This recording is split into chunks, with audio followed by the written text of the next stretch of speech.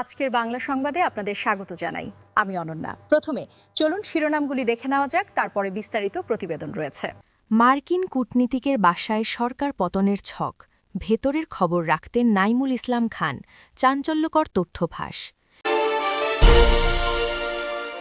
কিভাবে হাসিনাকে বন্দী করে পতন ত্বরান্বিত করেছিলেন শীর্ষ সেনা কর্মকর্তারা। এতক্ষণ শুনছিলেন সংবাদ শিরোনাম, এখন থাকছে বিস্তারিত।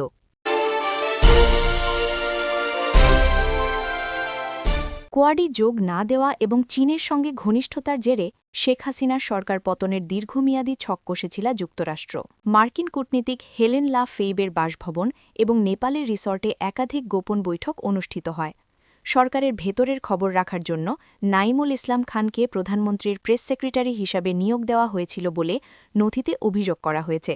পরিকল্পনা বাস্তবায়নে বর্তমান পররাষ্ট্রমন্ত্রী ড খলিলুর রহমান ও সুশীল সমাজের কয়েকজনের যুক্ত থাকার দাবি।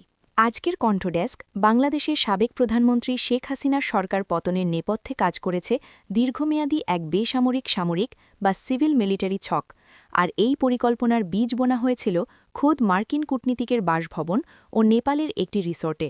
যুক্তরাষ্ট্র নেতৃত্বাধীন কোয়াড জোটে যোগ দিতে তৎকালীন শেখ হাসিনার সরকারের অস্বীকৃতি এবং চীনের সঙ্গে ঘনিষ্ঠতায় এই পট পরিবর্তনের প্রধান কারণ হিসাবে কাজ করেছে বলে সম্প্রতি ফাঁস হওয়া কিছু নথিতে দাবি করা হয়েছে। ফাঁস হওয়া এসব নথির তথ্যের ভিত্তিতে প্রণীত প্রতিবেদনে বলা হয়েছে ২০২৩ সালে মার্কিন যুক্তরাষ্ট্রের দক্ষিণ ও মধ্য এশীয় বিষয়ক সহকারী পররাষ্ট্রমন্ত্রী ডোনাল্ড লুর ঘন ঘন ঢাকা সফরের প্রধান লক্ষ্যই ছিল এই রেজিম চেঞ্জ বা সরকার পরিবর্তনের নীল নকশা বাস্তবায়ন, গোপন বৈঠক ও অন্তর্বর্তী সরকারের রূপরেখা।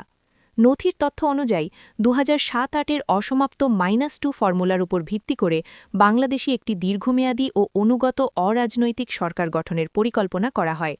২০২৩ সালে ঢাকায় তৎকালীন মার্কিন কূটনীতিক হেলেন লা ফেইবের বাসভবনে এবং নেপালে বাংলাদেশি বংশোদ্ভূত মনিকা চৌধুরীর মালিকানাধীন একটি রিসর্টে একাধিক গোপন বৈঠক অনুষ্ঠিত হয়। বৈঠকগুলোতে হেলেন লা ফেইব ও তৎকালীন মার্কিন রাষ্ট্রদূত পিটার হাস ছাড়াও অনেক বাংলাদেশি নাগরিক উপস্থিত ছিলেন, যারা পরবর্তীতে ২০২৪ সালের ৮ অগাস্ট গঠিত ড মুহাম্মদ ইউনুসের নেতৃত্বাধীন অন্তর্বর্তীকালীন সরকারের উপদেষ্টা হিসাবে নিয়োগ পান। পিটার হাস ও ডোনাল্ড লু মূলত বাংলাদেশের সামরিক ও বেসামরিক নেটওয়ার্কের সঙ্গে মিলে এই সরকার পরিবর্তনের সমন্বয় করেন। বয়ান তৈরি ও নাইমুল ইসলাম খানের ভূমিকা। সরকার পরিবর্তনের এই ছকে গণমাধ্যম ও সুশীল সমাজের একটি অংশকে ব্যবহার করা হয়েছিল বলে দাবি করা হয়েছে। ডোনাল্ড লুর নির্দেশনায় রাষ্ট্রদূত পিটার হাস আমেরিকা প্রবাসী শিক্ষাবিদ আলী রিয়াজকে গণমাধ্যম ব্যক্তিদের মাধ্যমে জনমত গঠনের দায়িত্ব দেন। এমনকি শেখ হাসিনা সরকারের ভেতরের খবর রাখার জন্য নাইমুল ইসলাম খানকে প্রেস সেক্রেটারি হিসাবে নিয়োগ দেওয়া হয়েছিল বলেও অভিযোগ উঠেছে। নথিতে দাবি করা হয়, সরকারের অতি গুরুত্বপূর্ণ ও অভ্যন্তরীণ তথ্যগুলো নির্দিষ্ট মহলে পৌঁছে দেওয়ার কাজ করতেন তিনি। পাশাপাশি গুম ও বিচার বহির্ভূত হত্যাকাণ্ডের অভিযোগ প্রচারে কাজ করে আদিলুর রহমান শুভ্রর অধিকার এবং সানজিদা তুলির মায়ের ডাক। অন্যদিকে আলোকচিত্রী শহীদুল আলম এবং ফরহাদ মাঝারের মতো ব্যক্তিরা বিভিন্ন রাজনৈতিক, বামপন্থী ও ছাত্র সংগঠনের মধ্যে ফ্যাসিবাদ বিরোধী এবং রাষ্ট্র সংস্কারের আকর্ষণীয় ধারণা ছড়িয়ে দেওয়ার কাজ করেন। ভূ-রাজনীতি ও কৌশলগত দ্বন্দ্ব। বিশ্বব্যাংক পদ্মা সেতু থেকে সরে গেলে শেখ হাসিনার চীনের দ্বারস্থ হন এবং রূপপুর পারমাণবিক বিদ্যুৎ কেন্দ্র ও গভীর সমুদ্রবন্দর নির্মাণে যথাক্রমে রাশিয়া ও জাপানের সহায়তা নেন। যুক্তরাষ্ট্র এর বিপরীতে তাদের চীন বিরোধী নিরাপত্তা বলয় কোয়াডে যুক্ত হতে চাপ দিলে শেখ হাসিনা আঞ্চলিক ভারসাম্যের কথা বলে তা প্রত্যাখ্যান করেন। নথিতে আরও দাবি করা হয়েছে, মিয়ানমার ও বাংলাদেশের কক্সবাজার অঞ্চলে রোহিঙ্গা সংকটের সুযোগ নিয়ে যুক্তরাষ্ট্র ওই অঞ্চলে একটি খ্রিস্টান ইহুদি স্বাধীন রাষ্ট্র গঠনের পরিকল্পনা করেছে। ভারত মিয়ানমারের রাখাইন ও বাংলাদেশের বিভিন্ন বিচ্ছিন্নতাবাদী গোষ্ঠীকে মুক্তিযোদ্ধা তকমা দিয়ে আন্তর্জাতিক একটি নেটওয়ার্ক তৈরি করা হয়, যার সঙ্গে সাবেক কয়েকজন বাংলাদেশি সেনা কর্মকর্তাও জড়িত ছিলেন। সামরিক বেসামরিক যোগসূত্র ও ড খলিলুর রহমান। ২০০১ সালের সাবেক তত্ত্বাবধায়ক সরকারের প্রধান উপদেষ্টা বিচারপতি লতিফুর রহমানের একান্ত সচিব হিসেবে দায়িত্ব পালন করা ড খলিলুর রহমান এই পট পরিবর্তনে অন্যতম প্রধান কুশীলব ছিলেন। ড ইউনুসের সহায়তায় জাতিসংঘে প্রভাবশালী কর্মকর্তা হিসেবে প্রতিষ্ঠিত হওয়া খলিলুর রহমান যুক্তরাষ্ট্রের ডিপ স্টেট, ক্লিন্টন ফাউন্ডেশন এবং জাতিসংঘের শীর্ষ পর্যায়ে গভীর সম্পর্ক গড়ে তোলেন, যা জানা যায় রামুর সেনানিবাসে জাতিসংঘের মানবিক করিডর ও শান্তিরক্ষী ঘাঁটি স্থাপনের জন্য ড ইউনুস ও ড খলিলুর রহমান উদ্যোগ নিলেও সেনাপ্রধান জেনারেল ওয়াকারুজ্জামান তাতে ঘোর আপত্তি জানান। তিনি সুস্পষ্টভাবে জানিয়ে দেন সার্বভৌমত্বের প্রশ্নে আশ করা যাবে না এবং এ ধরনের সিদ্ধান্ত কেবল নির্বাচিত রাজনৈতিক সরকারের এখতিয়ার। বর্তমান পরিস্থিতি ও মার্কিন দূতের সাক্ষাৎ নথিতে বর্তমান রাজনৈতিক প্রেক্ষাপটের অর্থাৎ ২০২৬ সালের চিত্রও উঠে এসেছে। বর্তমানে প্রধানমন্ত্রী তারেক রহমানের নেতৃত্বাধীন বিএনপি সরকার ক্ষমতায় রয়েছে এবং ড খলিলুর রহমান পররাষ্ট্রমন্ত্রীর দায়িত্ব পালন করছেন। গত ১৩ এপ্রিল ২০২৬ বাংলাদেশে নিযুক্ত বর্তমান মার্কিন রাষ্ট্রদূত ব্রেন্ট টি ক্রিস্টেনসেন পররাষ্ট্র মন্ত্রণালয়ে পররাষ্ট্রমন্ত্রী ড খলিলুর রহমানের সঙ্গে প্রায় ২.৫ ঘণ্টার এক দীর্ঘ বৈঠক করেন। বৈঠক শেষে রাষ্ট্রদূত সাংবাদিকদের বাংলা নববর্ষের শুভেচ্ছা জানান এবং ইলিশ মাছ খাওয়ার অভিজ্ঞতার কথা তুলে ধরেন।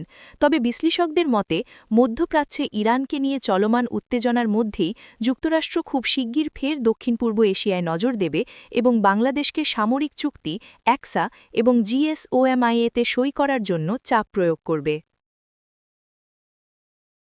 গণ আন্দোলনের মুখে ক্ষমতাচ্যুত সাবেক প্রধানমন্ত্রী শেখ হাসিনার আকস্মিক পতনের নেপথ্যে কাজ করেছে তার চারপাশের একটি শক্তিশালী চট্টগ্রাম বলয় এবং শীর্ষ সামরিক ও গোয়েন্দা কর্মকর্তাদের ওপর তার অন্ধ নির্ভরতা। শীর্ষ কর্মকর্তারা অত্যন্ত সূক্ষ্ম কৌশলে তাকে রাজনীতি থেকে বিচ্ছিন্ন করে পুরোপুরি নিজেদের ওপর নির্ভরশীল করে তোলেন এবং চূড়ান্ত মুহূর্তে ক্ষমতা থেকে উৎখাত করেন। ভারতীয় সংবাদমাধ্যম নর্থ ইস্ট নিউজে সাংবাদিক এনায়েত কবিরের লেখা বাংলাদেশের মুখোশ উন্মোচন পর্ব ৭ শীর্ষক এক চাঞ্চল্যকর প্রতিবেদনে এসব দাবি করা হয়েছে। সর্বনাশা চট্টগ্রাম বলয় ও গোয়েন্দা নির্ভরতা। প্রতিবেদনে বলা হয়, কোটা সংস্কার আন্দোলন রাজনৈতিকভাবে মোকাবিলা করার সুযোগ থাকলেও শেখ রেহানা ও সালমান এফ রহমানের প্ররোচনায় সেনাপ্রধান, ডিজিএফআই ও এনএসআই প্রধানদের উপর অতিমাত্রায় নির্ভর করেন হাসিনা। নির্বাচনের আগে থেকেই তার চারপাশে একটি শক্তিশালী চট্টগ্রাম বলয় গড়ে উঠেছিল। এই বলয়ের মূল কুশীলব ছিলেন principal secretary Mohammad Kaikobad, NSI মহাপরিচালক major general Mohammad Hossain Al Morshed, DGFI মহাপরিচালক মেজর জেনারেল হামিদুল হক। এছাড়া সামরিক সচিব মেজর জেনারেল কবির আহমেদ এবং প্রেস সচিব নাইমুল ইসলাম খানও এই বলয়ের ঘনিষ্ঠ ছিলেন।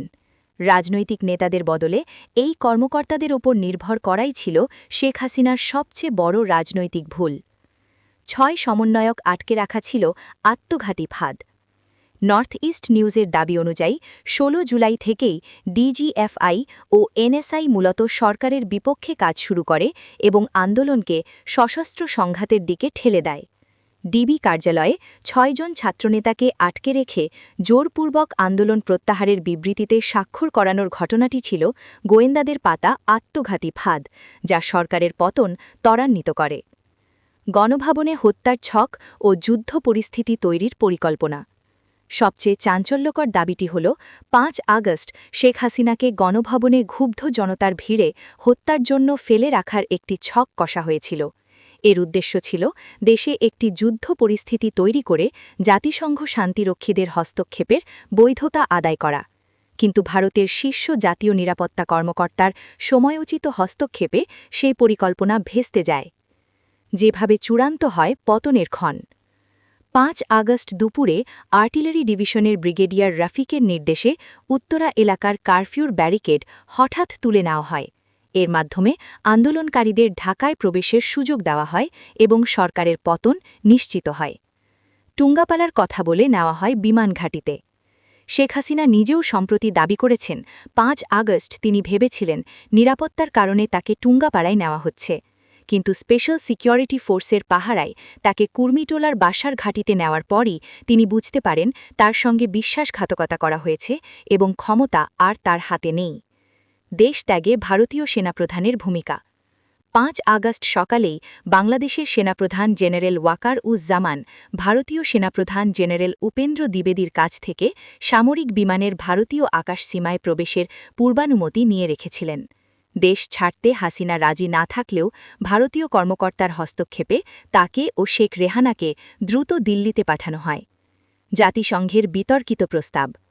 প্রতিবেদনে দাবি করা হয় জাতিসংঘের তৎকালীন আবাসিক প্রতিনিধি গুইন লুইস হাসিনাকে ঘিরে রাখা ওই শীর্ষ কর্মকর্তাদের সঙ্গে নিয়মিত যোগাযোগ রাখতেন।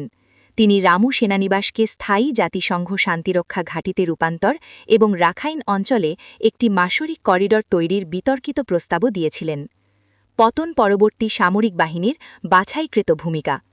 সরকার পতনের পর সামরিক বাহিনীর ভূমিকা নিয়েও প্রশ্ন তুলেছে নর্থ ইস্ট নিউজ। আইএসপিআর সেনানিবাসে আশ্রয় নেওয়া ৬২৭ জনের তালিকা প্রকাশ করলেও সেখানে বৈষম্য ছিল। সাবেক আইজিপি চৌধুরী আবদুল্লাহ আল মামুনের মতো অনেককে গ্রেপ্তার করা হলেও আওয়ামী লীগের সাধারণ সম্পাদক ওবায়দুল কাদেরকে যশোর সেনানিবাসের নিরাপদ রুট ব্যবহার করে ভারতে পালাতে সহায়তা করা হয়। ডিজিএফআইয়ের সাবেক কর্মকর্তা মেজর জেনারেল আকবর হোসেন তাকে সহায়তা করেন। প্রতিবেদনের শেষাংশে বলা হয়, এই পটপরিবর্তনের অন্যতম প্রধান ফলাফল ছিল জামায়াতে ইসলামীর রাজনৈতিক পুনর্বাসন। সেনাবাহিনী বিচার বিভাগকে রক্ষা না করে কেবল রাষ্ট্রপতির সুরক্ষায় মনোযোগ দেওয়ায় পুরো রাষ্ট্রীয় নিয়ন্ত্রণ অরাজক পরিস্থিতির মুখে পড়ে।